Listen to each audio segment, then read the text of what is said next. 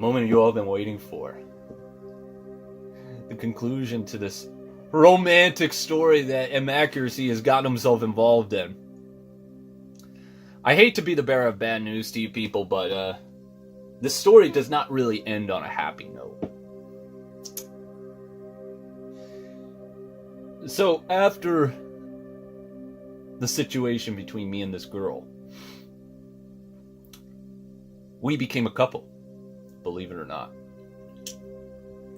We became a couple, and everybody looked at it as super weird because she's considered the most popular girl in school. Nice Peruvian body, Peruvian face. She was just so adored by a lot of guys that wanted her, and she's going out with this guy. And not only that, she's showing all the love, all the hearts are coming out from her, but me, I'm just being cold, but sort of reciprocating, like, yeah, let's fuck.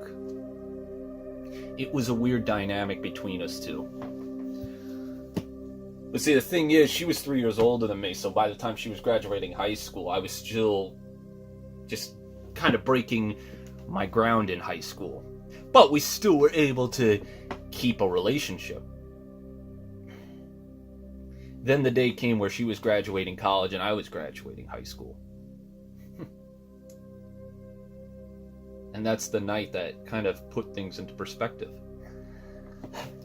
See, that night we fucked like we never fucked before. It was the craziest fuck night we ever had. Still never forget the orgasms. Afterwards, we're laying there. And she proceeds to tell me, you know what, Steve? I gotta say something and I gotta admit it to you. She says to me, when you slapped me that day out in the playground, I actually was starting to see an awakening within myself. She was coming to a realization that she wasn't the hot shit that she put herself as. Her head could barely fit through the door with her ego. But because I slapped her, it kind of put her in her place. She proceeded to tell me that she was starting to see the light. But then, because we grew apart, or we never saw each other again, her friends convinced her otherwise, that I was uncalled for. I was the one that went over the line, and so she basically tried to warp it as something else. Like, yes, I was wrong. And in a normal situation, yeah, that would be the case. But then, she proceeded to tell me when she saw me again, she was seeking vengeance and realizing the smart thinking that I was bringing to the table. It brought her back and made her realize, oh my God, the lesson that she was being taught. She said to me, I humbled her. And that's why she fell for me.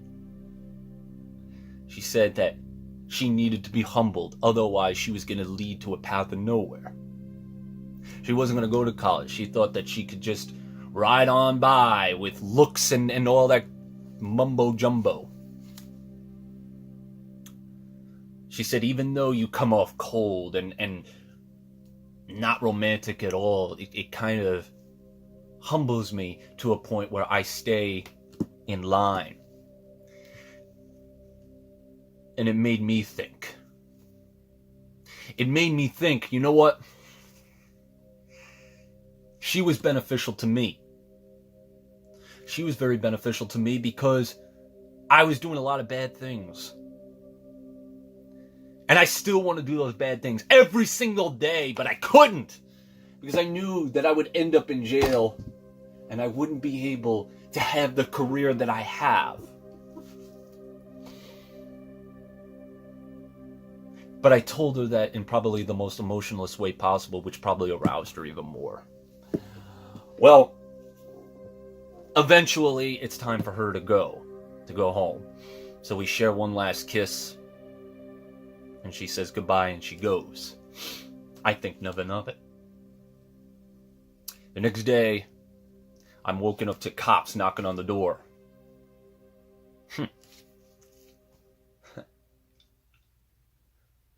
They tell me to sit down. And they tell me that the girl that I was with, my girlfriend, was in a car accident. She got hit by a drunk driver, and both drivers were killed. The girl that I shared about 4 years of my only, and probably forever will be only, romantic years with, she was killed. And the cops were kind of flabbergasted that I couldn't cry about it. I couldn't share any sort of real emotion to it. It was just like, maybe it was dumbfounding in a way. I don't know. I tried to suppress that memory. It was a memory that I just did not care to think about. Not necessarily because it affects me in any way possible. Maybe that's the problem. Maybe because I can think about it, but it doesn't affect me. It just registers in my head every now and then. So I suppressed that memory and decided to go to wrestling school, become a wrestler, join Call of Honor, and here we are.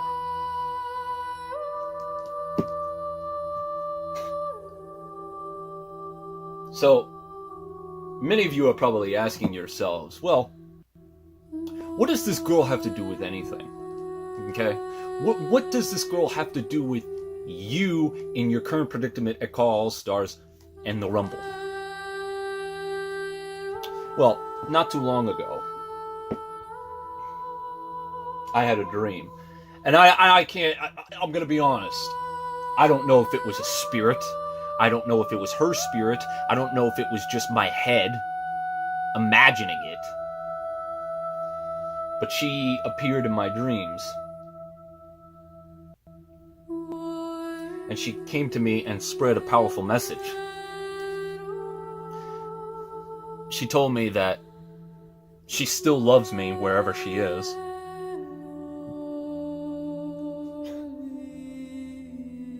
She told me that you shouldn't be in the business that you're in without at least having a prize to brag about and accomplishing.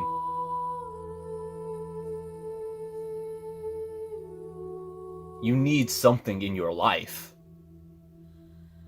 to show why you're even here. And I have my reason to fuck with people, but what do I have to show for it? I mean, I've got a couple titles, but what about the main title of CAW? The Call All Stars World fucking title. The most important title in this whole entire industry. So she made me promise to help her in her dreams and seeing me do something for her. So, as you can see, I have to win. Because I have no choice in the matter. I'm going to win for the girl that I have to give credit for helped me control myself in such a way. Because I can't control myself. I am uncontrollable. But she kept me controlled and in line.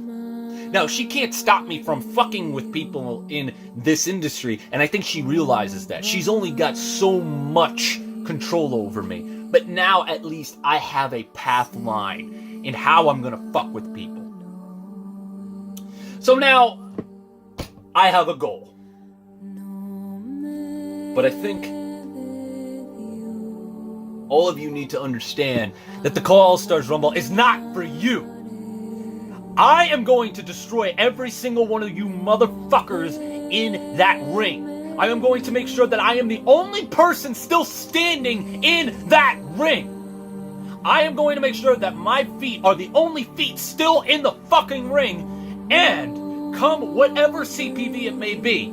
It could be a show in Call of Honor, ECW, AWF. It doesn't matter. And it doesn't matter who's holding that belt. Whether it be Brandon Wolf, Ben Hopkins, Fisk, or it could be Malik Brown. It could be Smokey. It could be Joe Blow, Johnny Sausage Head, my dick in your ass. I don't give a fuck who has the Call All-Stars world fucking title.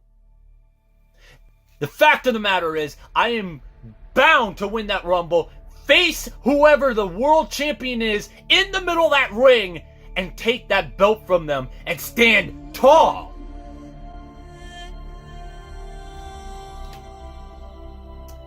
That's the end of the story. However, there is one more detail I might as well share with you guys. So the girl, throughout this whole story, I've only referred to her as the girl. I've given you the description.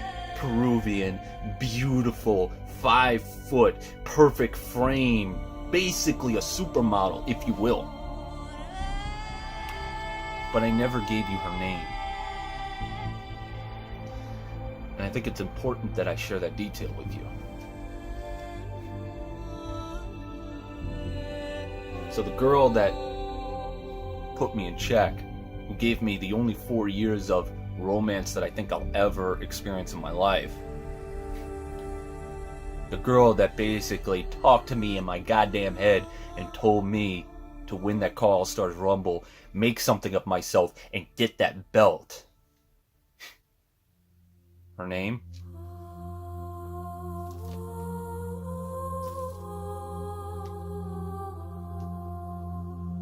Was Karina.